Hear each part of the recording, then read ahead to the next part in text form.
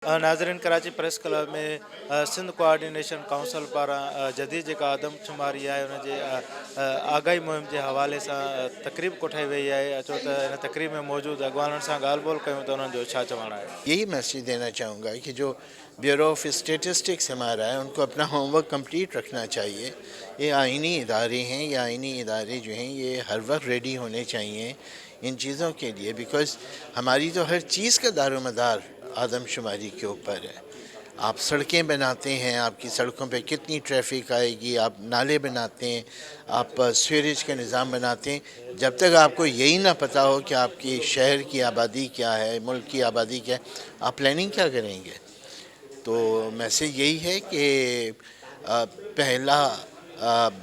पहली तवज्जो होनी चाहिए मरदमशुमारी के ऊपर, एक्यूरेट मरदमशुमारी के ऊपर, और उसमें जो लूप होल्स हो सकते हैं उनको शुरू ही में प्लग करके रखना चाहिए। तो न्यू टेक्नोलॉजी उनके माना प्रॉपर वे में यूज़ कजे, ॾिसो त कीअं था कनि, प्रॉपर मॉनिटरिंग हुजे।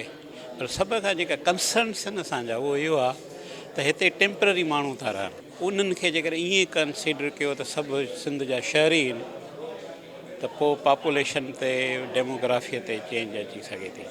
तंहिंजे करे सॼी दुनिया में हूंदो आहे हे इलीगल आहिनि, हे टेम्पररी आहिनि, ही परमानेंट जेके सिटीज़न आहिनि।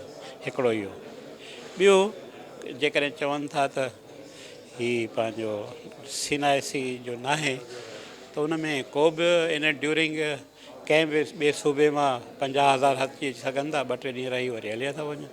इहो बि असांखे ख़दशो आहे। तंहिंजे करे तमामु घणा सुवाल आहिनि जेको पाण हिते असां डिस्कस कंदासीं। अदा हिकिड़ी सिचुएशन पैदा थी वई आहे, यानी कि आदमशुमारी थींदी उनखे रोके नथो सघिजे। इन सूरत हाल खे ॾिसी सोचे सम्झे असां इहा मुहिम हलाई आहे, जंहिंखे हलाए 1.5 साल खां मथे अरसो थियो आहे।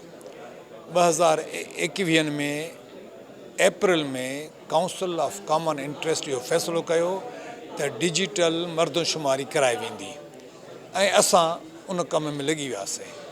हींअर सिंध जे कुंड कुर्छ में असांजा माण्हू आहिनि जेके पैगाम पहुचाइनि था।